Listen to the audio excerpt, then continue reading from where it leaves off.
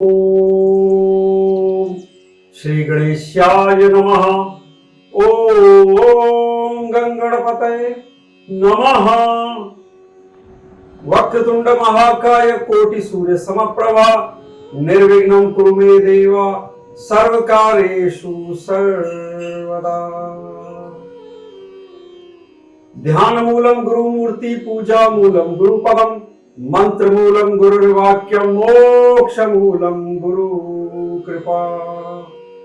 गुरुर्ब्रह्मा गुरुर्विष्णु गुरुर्देवो महेश्वराय गुरुर् साक्षात् परम ब्रह्म तस्मै श्री गुरुवे नमः।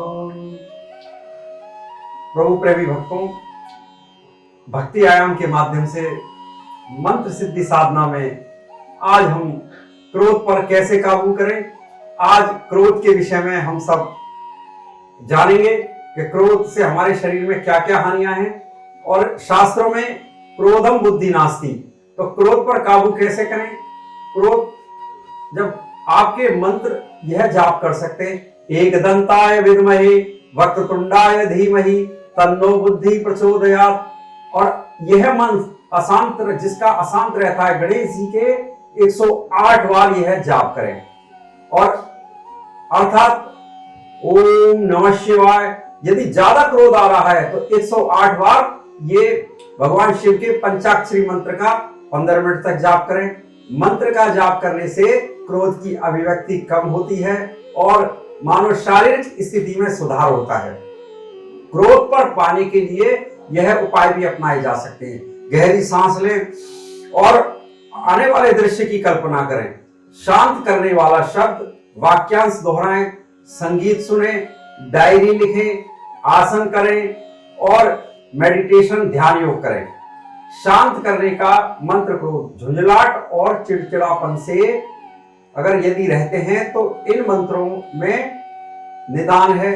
क्रोध शांत करने का मंत्र क्रोधम बुद्धि नास्ति और ओम शांति ओम शांति ओम शांति ओम शांति। इस प्रकार से आप 15 मिनट तक इस मंत्र का जाप करें।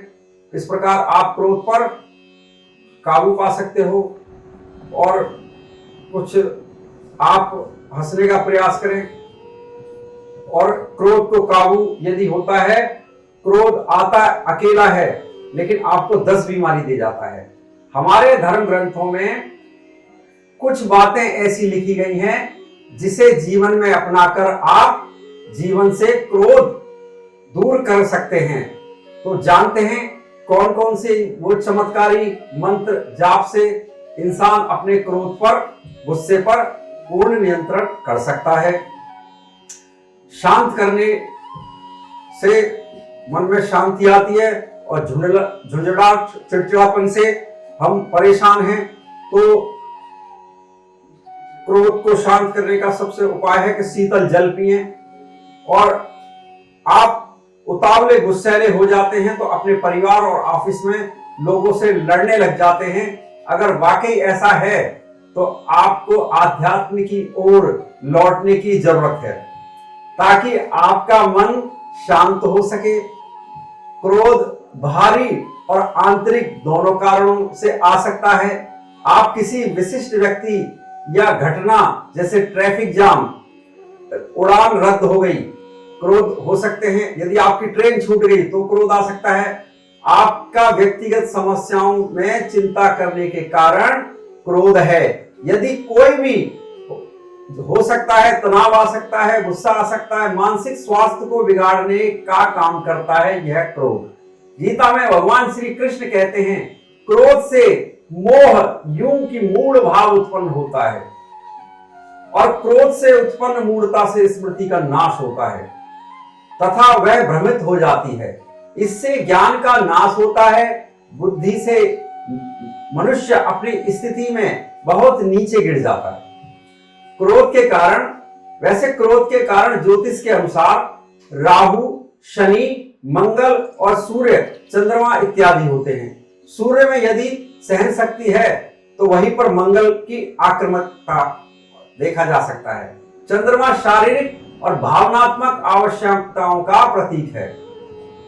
यदि किसी भी व्यक्ति के जन्म कुंडली में चंद्रमा, सूर्य तथा मंगल ग्रह एक दूसरे के साथ यदि किसी भी दृष्टि से संबंध है और भीतर क्रोध काफी ज्यादा है तो इसके साथ ही मंगल शनि युक्ति से गुस्से को जीत यानी हट से और परिवर्तित कर सकती है। राहु काल का लगन से तीसरे स्थान पर होने से जातक को घमंड आएगा और अपने आप सबसे बड़ा मानना होता है। यदि उस व्यक्ति को घमंड आ जाता है और किसी प्रकार से आ सकता है, आपको अपनी नई गाड़ी देखकर आप इतराने लगते हैं कि मेरी जैसी गाड़ी नई लेके आए हो, किसी के पास नहीं है, किसी भी आप घमंडी बन सकते हैं किसी स्थिति में। और ज्यादा क्रोध जब आने लगता है तो गीता में प्रभु कृष्ण के अनुसार इंसान को अपने क्रोध पर काबू रखना काफी महत्वपूर्ण होता है। ऐसा इसलिए है क्योंकि क्रोध में गलतफहमी पैदा होती है तथा गलतफहमी से बुद्धि खत्म होती है। व्यक्ति के पास बुद्धि ही नहीं रहेगी तो वह विनाश की ओर उसका जाना निश्चित है। और जब तक क्रोध से निजात दिलाने वाली कोई भी दवा नहीं बनी है, इसे आप क्रोध पर काबू पा सकते हैं। लेकिन हमारे धर्म ग्रंथों में कुछ बातें लिखी गई हैं जिसे जीवन में अपनाकर जीवन से क्रोध को हम दूर से दूर कर सकते हैं। कौन कौन से हैं वह चमत्कारी मंत्र जिनके जाप से इंसान अपने क्रोध पर काबू कर सकता है। जैसे गायत्री महामंत्र का विशेष है कि आप अपने मेरे हे प्रभु मेरे मन को मेरी बुद्धि को सन्मार्ग पर चलने के लिए प्रेरित करें। आप परम पूर्ण परमात्मा हैं, आप शक्ति प्रदान करते हैं, आप भक्ति प्रदान करते हैं और हम आपका वर्णन कर रहे हैं। भर्गो देवस्य धीमहि ओम भूर्भुवः स्वः तत्सवितुर्वरेण्यं भर्गो देवस्य धीमहि धियो यो नः प्रचोदयात्। और आप इन मंत्रों को दोहराएं। बेशक आप गायन विधि से इस मंत्र को करें, आपका मन भी नियंत्रण होगा और आपका क्रोध भी शांत होगा। जिस प्रकार दूध उफल रहा है, दूध में हम 2-4 बूंदे डालते हैं जल की, शीतल जल की, दूध अपने आप ही नीचे बैठ जाता है। हम गर्म में गर्म नहीं डाल सकते, यदि गर्म में ठंडा डालेंगे तो इसी प्रकार से उदाहरण के तौर पर ये सब बातें हमने आपको बताई हैं। क्रोधम बुद्धि नास्ति, क्रोध बुद्धि का नाश करता है। वेदों में छिपा है क्रोध का निदान।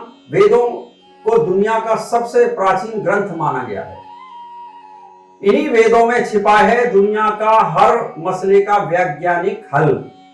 भगवान शिव के पुत्र प्रथम पूज्य भगवान श्री गणेश जी ने समुची मानव जाति को क्रोध पर नियंत्रण करने का रहस्य बताया है। भगवान गणेश के बताए वैदिक मंत्रों के अनुसार यदि कोई भी इंसान अपने क्रोध पर पूर्ण नियंत्रण प्राप्त कर सकता है, क्रोध काबू पाने का विष्णु ओम शांताकाराय नमः इस मंत्र के जाप से क्रोध एकदम आपका बिल्कुल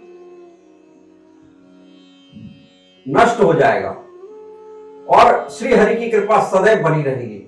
बनते काम बिगड़ते काम बनेंगे। और अंत में यह शांति मंत्र है ओम पूर्णमदः पूर्णमिदं पूर्णात् पूर्णमुदच्यते पूर्णस्य पूर्णमादाय पूर्णमेवावशिष्यते। ओम शांति ओम शांति ओम शांति 21 बार इसका जाप करें और आपको अवश्य लाभ इसका होगा। यह शास्त्रों का मत है और शुद्धता आएगी। प्रतिदिन सुबह स्नान करके ईश्वर की आराधना के साथ इन मंत्रों का आप जाप करें तो आपके बनते काम बनेंगे और पूर्ण रूप से बनेंगे। आपका व्यवहार सौम्य और मधुर रहेगा। ओम गत क्रोधाय नमः वैदिक विधान से इसके अनुसार अचूक मंत्र प्रतिदिन 108 बार पढ़ें।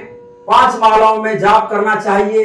दरअसल प्राचीन ऋषि और आधुनिक विज्ञान का यही मानना है कि मस्तिष्क की तंत्रिकाओं के जरिए क्रोध आना, सिर्फ काबू पाना, इन मंत्रों में इतनी क्षमता है और इन मंत्रों से आप इन क्रोध पर काबू पा सकते हैं, चिड़चिड़ेपन से निजात पा सकते हैं। कर्कोटस्य नागस्य दमयंता नलस्य च ऋतुपूर्णस्य राजसे कीर्तनम कलिनाशनम।